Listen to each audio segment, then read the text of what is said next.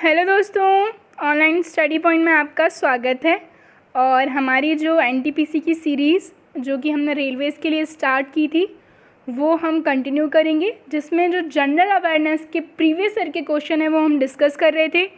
साथ ही साथ जिस तरीके के क्वेश्चन उस ईयर में करंट अफेयर्स से रिलेटेड पूछे गए हैं वैसे ही क्वेश्चन मैंने लेटेस्ट करंट अफेयर्स के इसमें ऐड ऑन किए हैं जो आपको बहुत हेल्प करने वाले हैं as a practice set.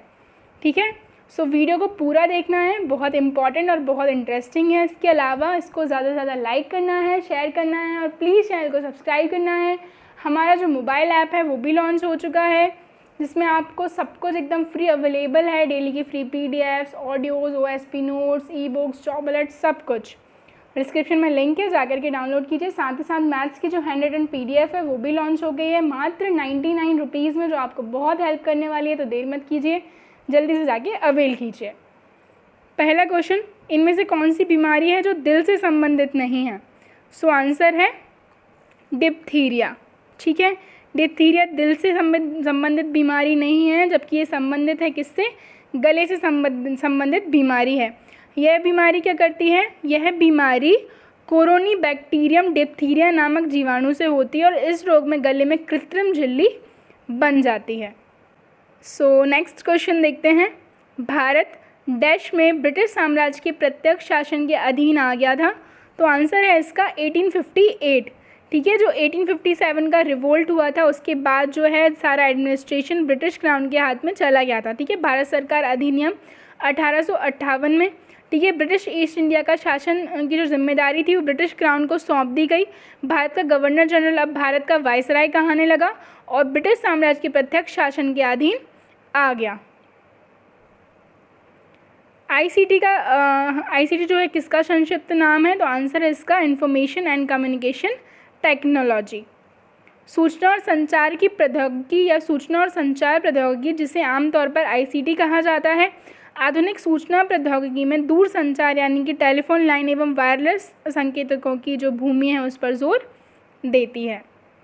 Bangladesh की थल सीमा जो है किस किस के साथ है? तो इसका जो सही आंसर है वो है भारत और म्यांमार के साथ। ठीक है, और भारत के साथ सबसे लंबी जो सीमा है वो भी किसके साथ है? तो बांग्लादेश के साथ। भारत की सीमा 7 देशों से लगती है, वो आपको याद होने चाहिए। पाकिस्तान, अफ़गानिस्तान, चाइना, नेपाल, भूटान, बांग्लादेश और म्यांमार। ठीक है, ये 7 कंट्रीज़ हैं जिनके साथ इंडिया की जो है बाउंड्री शेयर होती है, जिनमें सबसे लंबी जो है बांग्लादेश के साथ है 4096 किलोमीटर। एनजीटी का पूरा नाम क्या है? तो एनजीटी का जो पूरा नाम है वो है नेशनल ग्रीन ट्रिब्यूनल।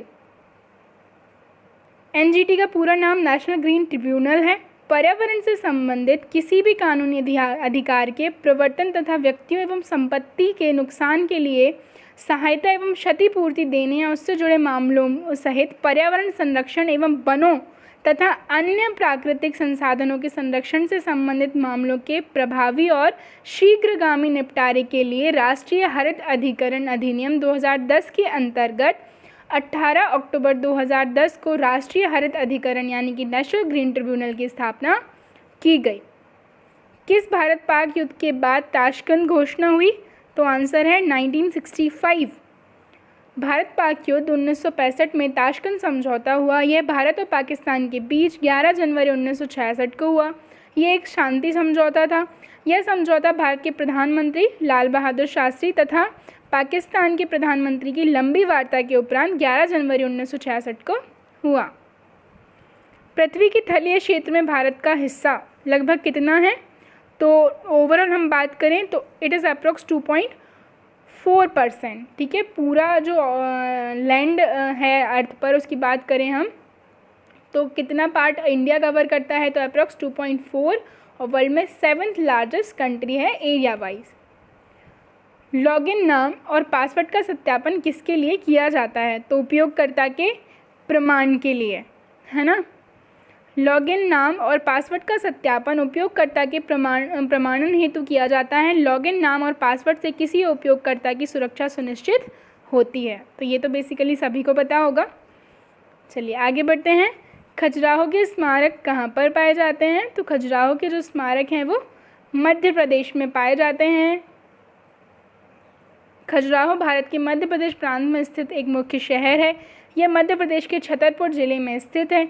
यहाँ बहुत बड़ी संख्या में प्राचीन हिंदू जैन मंदिर हैं। और हम बात करें मंदिरों का शहर खजुराहो पूरे विश्व में मुड़े हुए पत्थरों से निर्मित मंदिरों के लिए प्रसिद्ध है। और ये मंदिरों का निर्माण चंदेल वंश के शासकों के द्वारा करवाया गया। स्वराज पार्टी के संस्थापक कौन थे? तो स्वराज पार्टी के संस्थापक थे पंडित मोतीलाल नेहरू। सन 1921 में असहयोग आंदोलन की समाप्ति पर कांग्रेस में एक नया दल का उदय हुआ जिसे स्वराज पार्टी का नाम दिया गया।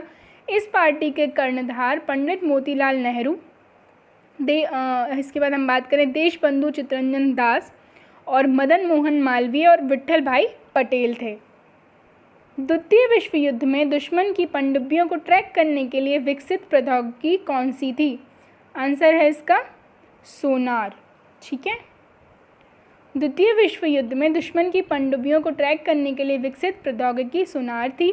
सोनार एक तकनीक है जो नौचालन के अंदर करने तथा जल के अंदर या सतह पर वस्तुओं का पता लगाने के लिए ध्वनि संचरण का उपयोग करती है। नागालैंड की राजधानी क्या है? तो नागालैंड की राजधानी है कोहिमा। ठीक है, हमारे जो नॉर्थ ईस्टर्न 7 स्टेट्स हैं जिनको 7 सिस्टर्स भी बोलते हैं, उन्हीं में से ही नागालैंड एक है। ठीक है, यहाँ पर अधिकतर आदिवासी रहते हैं और ये शहर में क्या है, नागालैंड विश्वविद्यालय भी स्थित है।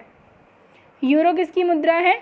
तो यूरोप जो है, यूरोपीय जोन में कौन सी मुद्रा बेसिकली चलती है? तो यूरो यूरोपीय संघ के 28 में से 19 सदस्य की जो आधिकारिक मुद्रा है जिन्हें सामूहिक रूप से यूरोजोन कहा जाता है। नासा का मुख्यालय कहाँ है? तो नासा का जो मुख्यालय है वो है वॉशिंगटन डीसी में। ठीक है, NASA national aeronautics space administration, ठीक है, यूएसए में सिचुएटेड है। और इसकी स्थापना जो है कब हुई थी? तो 29 जुलाई 1958 में इसकी स्थापना हुई थी। ठीक है, ये क्या होगा? 58 हो जाएगा।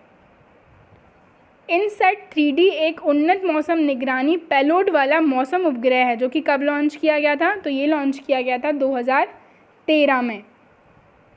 इनसैट 3D एक मौसम संबंधी डेटा रिले उपग्रह है जो सहायता प्राप्त खोज और बचाव उपग्रह के रूप में भी कार्य कर सकता है। राज्यसभा को किस नाम से भी जाना जाता है? तो आंसर है इसका उच्च सदन। और लोकसभा को किस नाम से जाना जाता है? निम्न सदन।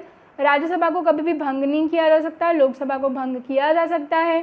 ठीक है, और राज्यसभा का जो सभापति वो होता है वो कौन होता है? तो हमारे वाइस प्रेसिडेंट होते हैं जो कि एक्स ऑफिशियल चेयरमैन होते हैं राज्यसभा के।